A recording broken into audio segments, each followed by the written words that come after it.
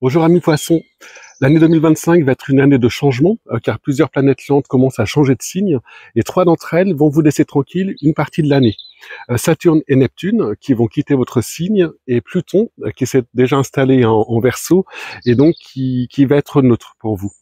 Par contre, les deux autres planètes, Jupiter et Saturne, vont avoir des influences différentes selon que vous êtes du début ou de la fin du signe. Et j'ajouterai également quelques mots sur les nœuds de la Lune, puisque le nœud nord va s'installer dans votre signe dès le mois de janvier 2025.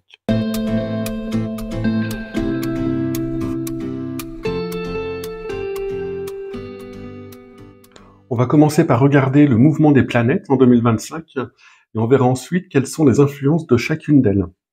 Sur cette animation, il n'y a que les planètes lentes, les plus importantes, les plus impactantes en prévision astrologique. Donc votre signe est ici, en bleu, comme les deux autres signes d'eau.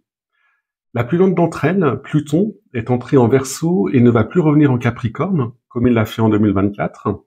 Dans ce signe situé juste avant le vôtre, la planète n'a pas grande influence pour vous.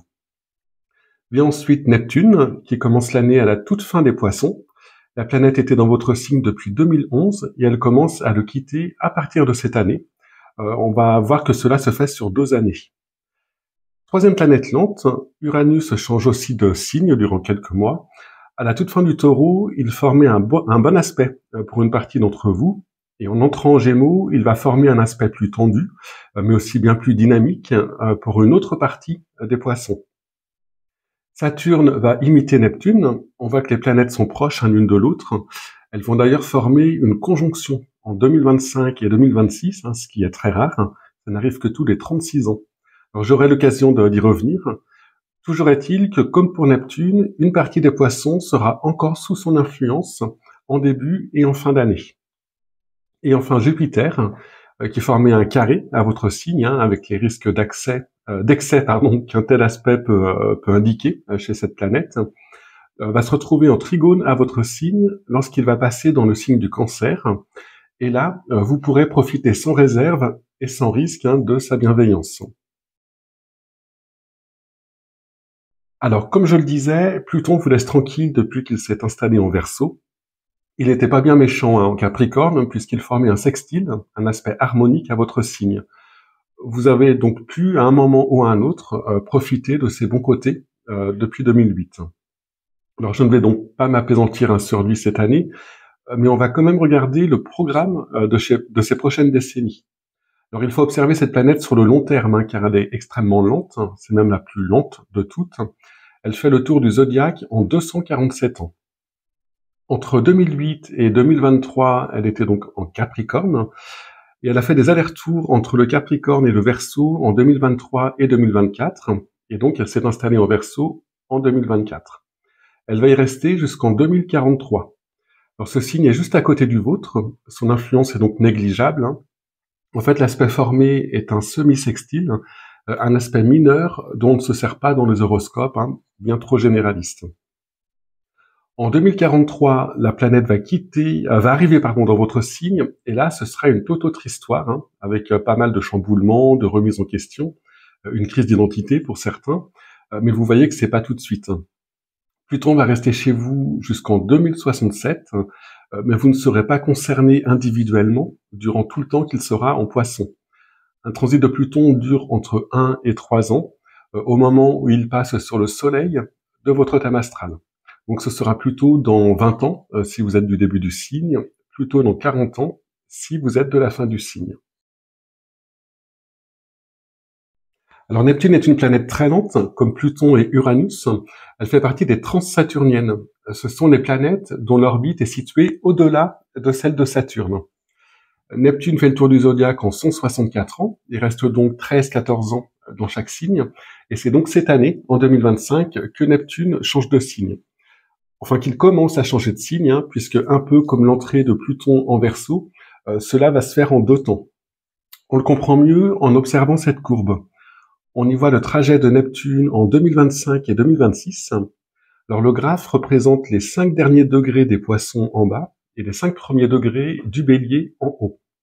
On voit que Neptune va passer une première fois en Bélier entre le 30 mars et le 22 octobre 2025, puis revenir à la toute fin du signe des Poissons avant de s'installer définitivement en Bélier début 2026.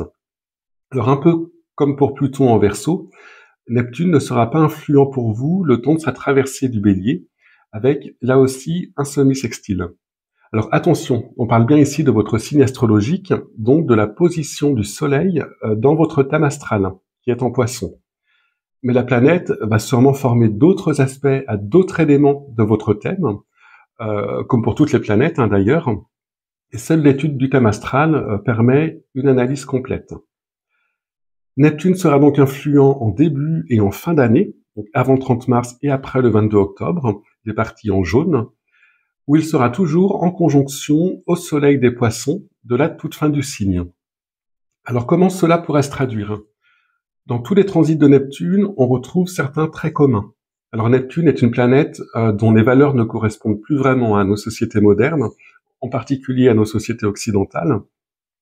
Mais c'est l'une des deux planètes, avec Jupiter, qui gouverne le signe des Poissons, et donc vous êtes naturellement plus à l'aise que d'autres signes avec cette planète.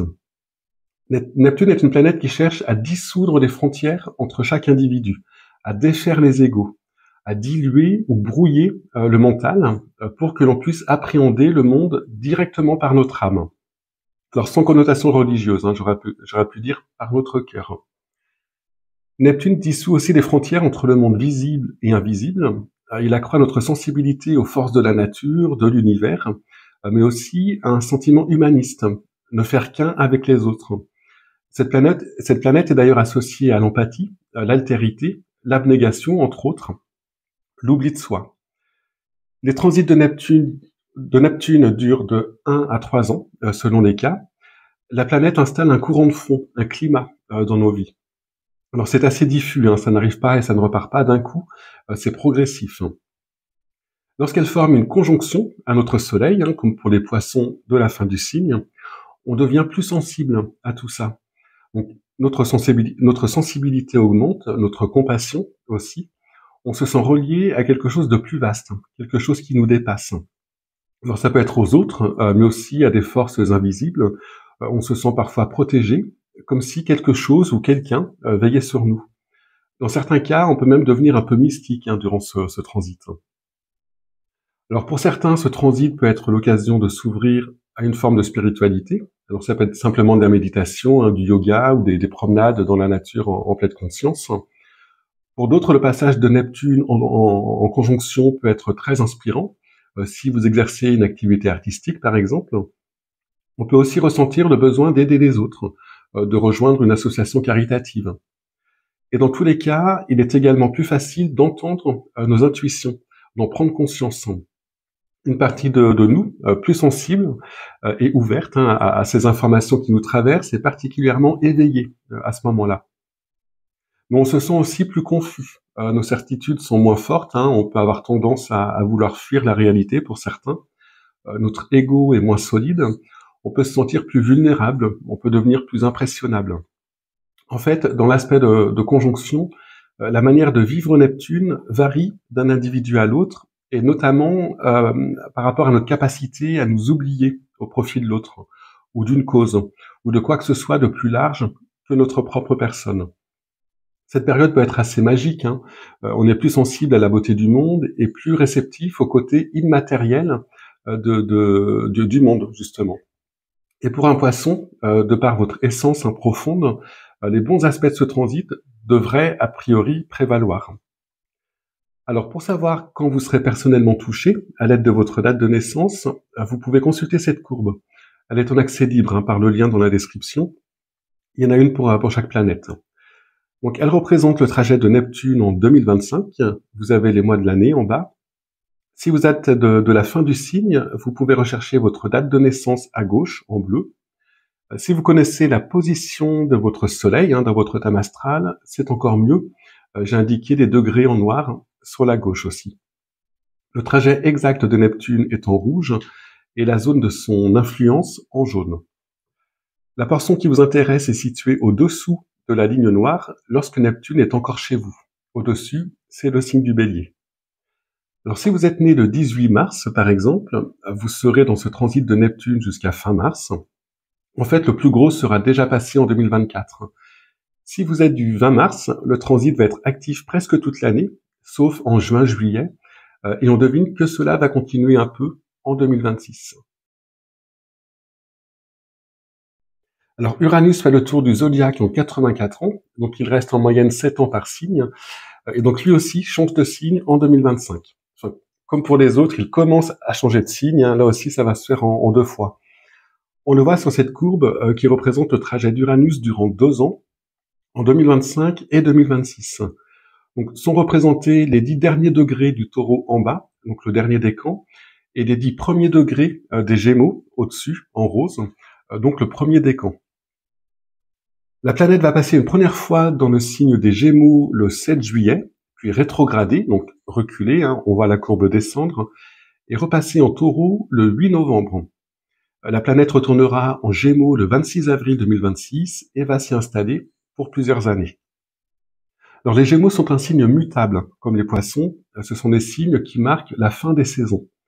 Et les signes mutables sont en carré les uns par rapport aux autres. Lorsqu'une planète dans le ciel se trouve dans un signe mutable, donc Uranus, hein, lorsqu'il sera en Gémeaux, il forme un carré ou une opposition aux autres signes mutables. Pour vous, c'est un carré. Et c'est un aspect tendu, mais aussi particulièrement dynamique. Avant le 7 juillet et après le 8 novembre, Uranus sera donc toujours en Taureau et formera un sextile à votre signe, un aspect harmonique. Seul le troisième décan sera concerné. Et entre le 7 juillet et le 8 novembre, Uranus fera donc un carré au soleil des Poissons, né en tout début de signe, hein, les 2 premiers jours. Mais ce transit d'Uranus va concerner tous les Poissons à un moment ou à un autre, durant environ 1 an, dans les 7 années à venir, le temps que la planète traverse les Gémeaux. Alors les transits d'Uranus sont très différents de ceux de Neptune.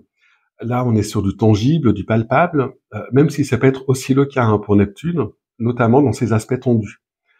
Avec Uranus, il arrive la plupart du temps des événements concrets, avec toujours une notion d'imprévu, de changement et de rapidité.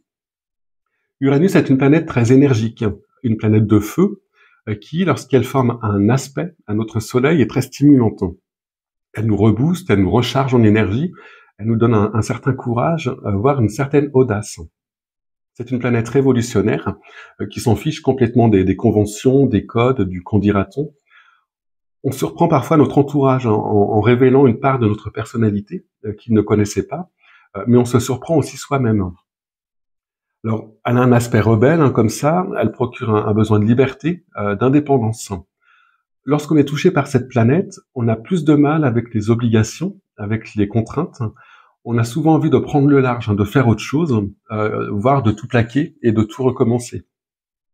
En fait, elle nous donne la force, le déclic pour prendre des décisions qu'on n'aurait jamais osé prendre avant. Elle réveille en nous ce qu'il y a de plus singulier, de plus original, de plus individuel. Et ces transits sont d'ailleurs des occasions de changer de route, de prendre des virages à 180 degrés pour devenir un peu plus soi-même, pour s'individuer un peu plus, se détacher d'un personnage construit depuis l'enfance, être allié à notre éducation, notre environnement, nos parents, etc. En fait, Uranus vient titiller le centre de notre personnalité, ce noyau qui ne change pas, qui ne sera jamais modelé par l'extérieur, qui est unique et qui n'est pas influencé par la société dans laquelle il vit. Avec un sextile, donc avant le 7 juillet pour les troisième décan et après le 8 novembre pour les natifs des 2-3 derniers jours des Poissons uniquement, ces changements iront dans le bon sens et vos décisions seront prises au bon moment. Alors ce sera pas forcément spectaculaire, mais ça peut être un changement de travail ou un changement dans votre travail, des activités nouvelles, des nouvelles rencontres, un voyage imprévu qui nous ouvre l'esprit ou nous change profondément par exemple. Avec Uranus, on a envie de nouvelles choses, on a envie d'introduire de l'inédit dans sa vie. Alors, outre les changements et décisions volontaires, un sextile d'Uranus a aussi sa part de surprise. Il se produit souvent des événements heureux, des opportunités, quel que soit le domaine concerné. Pour connaître plus en détail le type d'événement qui peut se produire, il faudrait voir l'ensemble de votre thème astral, mais toujours avec ces constantes, la soudaineté et l'imprévisibilité. Et cette part également de nouveauté.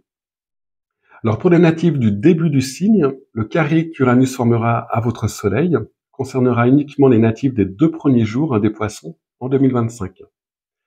Donc en carré, le mode d'action de la planète est le même, avec cette envie de liberté, de nouveauté, mais son énergie sera plus difficilement canalisable. Et les décisions prises dans ce sens seront parfois hâtives, malvenues, mal perçues, mais souvent radicales. Sous l'influence d'un carré, on y va carrément. On ne fait pas des choses à moitié. Vous pourriez aussi être davantage dans la confrontation face à ceux qui vous imposent des contraintes ou des obligations. La forte stimulation de la planète pourra quelquefois être vécue dans une forme de revendication, parfois même de provocation. Alors là aussi, des événements imprévus qui provoqueront des changements importants dans votre vie, tout domaine confondu, même si avec le Soleil, on est plus dans la vie extérieure, la vie sociale, le travail. Mais ça peut être aussi la santé. Le Soleil symbolise notre vitalité, entre autres, avec cette notion également de soudaineté. Donc attention aux accidents dus à la précipitation. Alors je le précise pour être exhaustif, mais ce n'est bien sûr pas systématique. Donc attendez-vous à des changements soudains. Seule l'étude de votre thème permet de préciser ce qu'ils peuvent toucher. Mais dans tous les cas, ils permettent à terme de nous rapprocher du chemin qui devrait être le nôtre. Rappelez-vous que c'est une planète qui aide à l'individuation, comme je l'expliquais plus tôt. Alors, il y a 2 courbes pour Uranus. Une courbe pour Uranus en carré si vous êtes du début du premier décan, donc né au mois de février, et une courbe pour Uranus en trigone si vous êtes du 3e décan, donc né en mars. Elles sont disponibles par le lien dans la description. Donc voici celle d'Uranus en sextile pour les Poissons. Alors, la portion qui vous intéresse est située au-dessous de la ligne noire, quand Uranus est encore en Taureau. Donc comme d'habitude, les mois de l'année 2025 sont en bas et les années de naissance à gauche. Le trajet exact d'Uranus est en rouge et la zone d'influence en jaune. Donc si vous êtes né le 14 mars, par exemple, vous serez concerné par ce carré du début de l'année à fin avril et vous en aurez terminé avec ce transit. Ça aura d'ailleurs déjà commencé en 2024 pour vous. Si vous êtes né le 19 mars, vous serez concerné de mai à juillet, et à nouveau à partir de la mi-octobre, et ça continuera un peu début 2026. Alors Saturne va prendre le même chemin que Neptune, il va quitter les Poissons où il se trouvait depuis 2023, il va faire une brève incursion dans le signe du Bélier, revenir en Poissons et s'installer définitivement en Bélier début 2026. On le voit sur ce schéma qui représente les 2 derniers décans des Poissons en bas, donc les 20 derniers degrés, et les 20 premiers degrés du Bélier au-dessus de la ligne noire, donc les 2 premiers décans.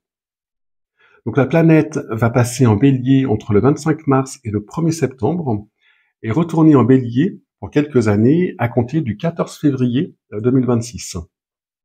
Donc comme pour Neptune, la planète sera influente avant le 25 mai et après le 1er septembre.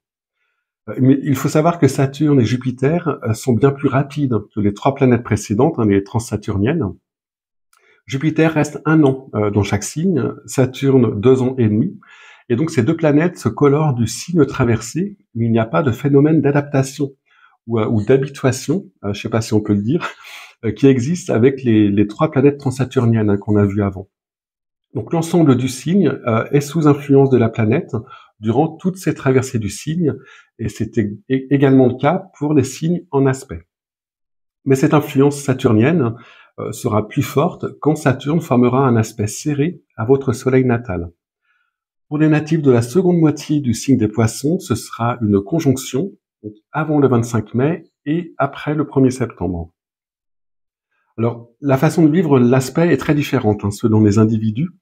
En conjonction, la planète peut être utilisée de manière constructive pour certains, un peu lorsqu'elle forme un aspect harmonique. Elle peut aussi être subie et être synonyme d'épreuve ou de frustration pour d'autres, comme dans le cas des aspects tendus. Dans tous les cas, Saturne nous met face à nous-mêmes.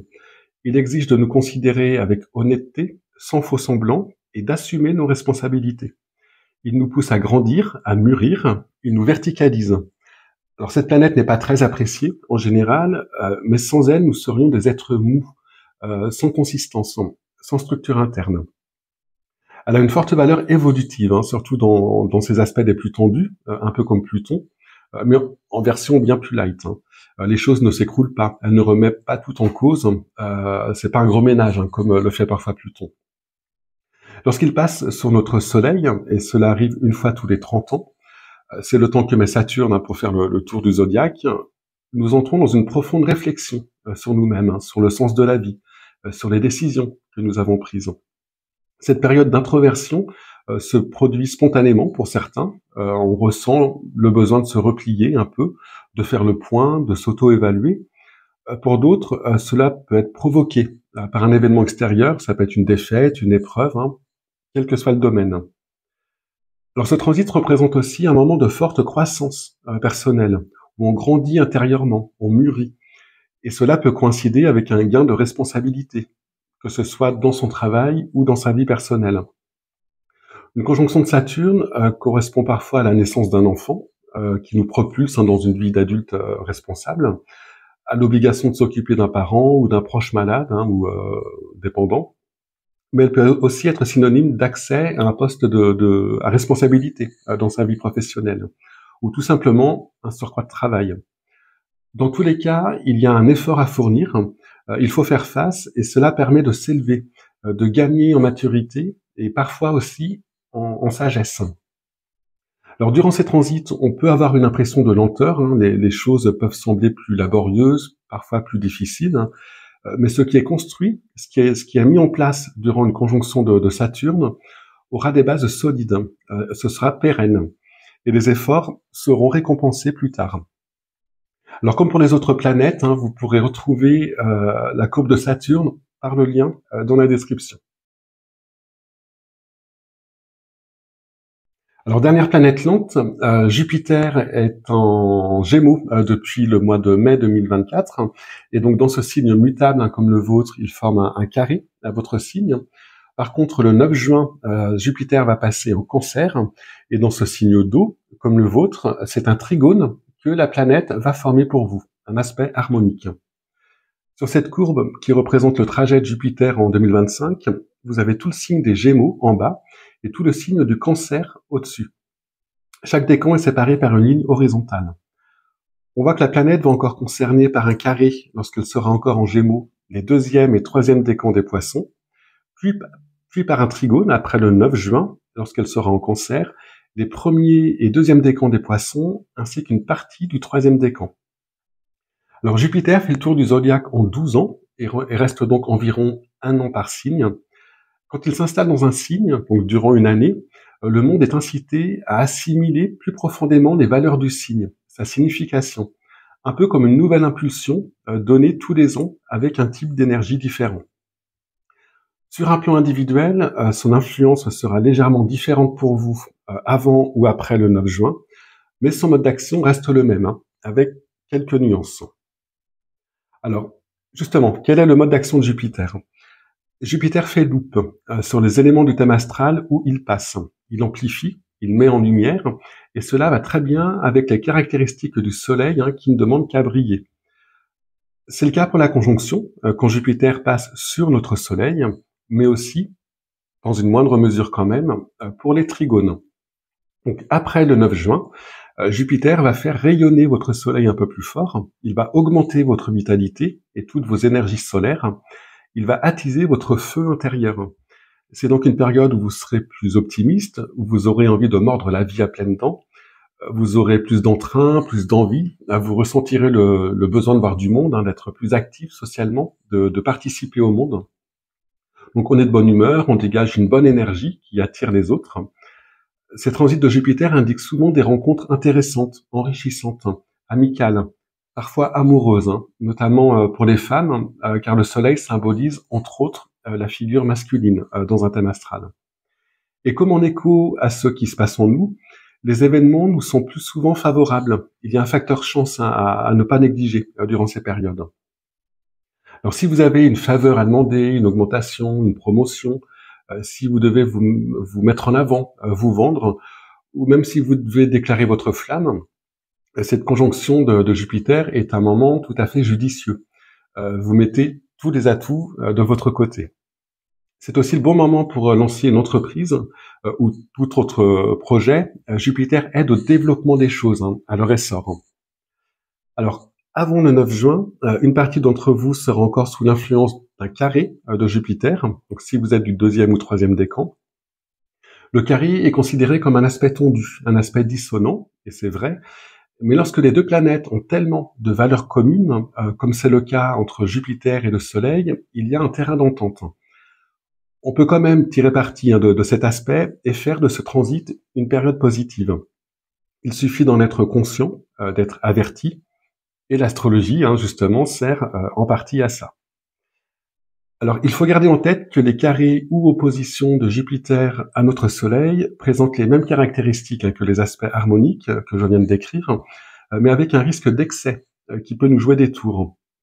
Donc cet optimisme, cette envie peuvent devenir folie des grandeurs. On voit trop grand, on se surestime. La confiance en soi peut être telle, hein, qu'on prend des risques sans en avoir conscience. On n'est pas joyeux, on est exalté, on s'emballe. On a aussi tendance à prendre plus de place, hein, par rapport aux autres. On peut empiéter sans s'en rendre compte sur le territoire des autres. Quelquefois, c'est l'ego qui enfle et on devient imbu de sa personne. On peut aussi devenir grand prince, hein, avec des excès de générosité, hein, qu'on regrettera peut-être plus tard. On peut aussi trop compter sur la chance et penser que les choses se feront toutes seules. Mais tout ce que je viens de décrire, on peut l'éviter. Il faut rester conscient de ces tendances possibles pendant ces périodes, et alors on bénéficiera des mêmes bienfaits que pour les autres aspects de Jupiter. Ça demande juste une vigilance particulière. Alors, un carré de Jupiter peut aussi quelquefois indiquer un problème avec la justice, hein, mais je le signale vraiment pour être complet, pour être exhaustif, c'est loin d'être une règle, hein. Un carré se produit chez tout le monde tous les 6 ans. Mais pour tous les poissons, donc ces risques disparaissent à partir du 9 juin. En passant en Cancer, l'énergie de Jupiter baigne dans un signe d'eau qui profitera donc à tous les poissons très à l'aise avec cet élément. Mais vous serez concerné de façon plus intense quand la planète formera un aspect exact ou quasi exact à votre Soleil, et cela dépend de votre date de naissance. Alors, il y a deux courbes pour Jupiter, hein, pour les poissons. Jupiter en carré avant le 9 juin et Jupiter en trigone après le 9 juin. Donc voici celle de Jupiter en trigone. Elle commence donc début juin et court jusqu'à la fin de l'année. Les mois sont indiqués en bas. Alors au-dessus de la ligne noire, c'est lorsque la planète est en Cancer. Au-dessous, elle est encore en Gémeaux. Donc comme d'habitude, les dates de naissance sont à gauche, en bleu. Si vous connaissez la position de votre Soleil, c'est encore mieux. Ces positions sont en noir, à gauche aussi, et c'est encore plus précis. En rouge, c'est le trajet exact de Jupiter, et en jaune, la zone de forte influence. Donc si vous êtes né le 6 mars, vous voyez que vous serez sous l'influence directe, hein, du trigone de Jupiter quasiment tout le mois d'août. Si vous êtes né le 15 mars, vous avez encore plus de chance. La planète sera dans sa phase stationnaire, donc à la fin de sa période directe, et en début de sa phase de rétrogradation. Et donc son influence, hein, sera plus longue, de fin septembre à fin décembre, et il y aura en plus, hein, un nouveau passage en 2026. Alors si vous êtes de la fin du troisième décan et que vous ne voyez pas votre date de naissance, c'est normal, c'est que ce trigone vous concernera qu'en 2026. Alors je voudrais ajouter que les nœuds de la Lune vont changer de signe dès le mois de janvier 2025. Alors ce ne sont pas des astres, hein, ce sont des points fictifs. J'en parle plus longuement, hein, dans une vidéo dont je mets le lien dans la description. Toujours est-il que le nœud nord va entrer dans votre signe cette année et y rester environ 1 an et demi. Sur cette carte, hein, qui représente le ciel en juillet 2025, vous avez les 5 planètes lentes en noir, hein, celles dont j'ai parlé dans cette vidéo, et j'ai rajouté les nœuds de la Lune en rouge. Le nœud nord est à gauche, dans le signe des Poissons. Le nœud sud est à droite, hein, il est en opposition exacte au nœud nord, et donc il est dans le signe de la Vierge. Ces points fictifs donnent un angle de vue plus karmique, plus spirituel à un thème astral et à l'astrologie en général. En passant au Poisson, le nœud nord indique qu'il va falloir, durant 18 mois, tendre vers les énergies et les qualités de votre signe pour progresser de ce point de vue, donc d'un point de vue un peu plus spirituel, pour prendre de la hauteur, pour acquérir plus de sagesse, pour faire progresser notre âme, entre guillemets. Et donc, durant toute cette période, vous serez un peu des sentinelles. Vous serez le type d'individu à suivre si on veut se grandir de ce côté-là. Alors pour terminer, je voudrais vous montrer des tableaux de synthèse que vous pourrez aussi retrouver par le lien dans la description. Donc il y en a 3, un par décan. Alors voici l'exemple du 3e décan. On y voit toutes vos influences planétaires sur l'année 2025. Les mois de l'année sont indiqués en haut. Les 5 premières lignes représentent les 5 planètes lentes dont je viens de parler. Alors lorsque la zone de l'année est colorée en bleu, ça signifie que la planète forme un aspect harmonique à votre signe et en particulier à votre décan. On voit par exemple qu'Uranus forme un aspect harmonique pour vous du début de l'année à début juillet et de début novembre à la fin de l'année. Lorsque la zone est en rouge, c'est que la planète forme un aspect tendu. Alors on a le cas de Jupiter quand il sera encore en Gémeaux, donc pour vous de fin avril à début juin. Et lorsque c'est en jaune, c'est une conjonction. Donc la planète est chez vous dans votre décan. C'est le cas de Neptune du début de l'année à fin mars, mais aussi de fin octobre à la fin de l'année. Et on a aussi le cas de Saturne. Au-dessous, ce sont les planètes rapides. Alors, elles, j'en parle dans les prévisions mensuelles. Vous voyez qu'à l'échelle de l'année, ce serait assez compliqué s'il fallait tout commenter. Mais ça vous donne quand même une vision d'ensemble. Et les R majuscules que vous voyez sur certaines lignes indiquent que la planète est rétrograde. Alors, à noter que ce sera le cas de Mars en début d'année. Ça commencera fin 2024 d'ailleurs. J'en ferai une vidéo car les rétrogradations de Mars n'arrivent que tous les 2 ans. Idem pour Vénus, qui va rétrograder en mars-avril. Alors pour Mercure, on est habitué, ça lui prend 3 fois par an. Je dois aussi préciser que par ce lien, vous trouverez toutes les interprétations de ces tableaux, donc planète par planète, couleur par couleur, et ils sont en accès libre. Il n'y a pas besoin d'accepter des cookies ou de s'inscrire à quoi que ce soit. Donc voilà, je vous remercie de m'avoir écouté et je vous dis à bientôt.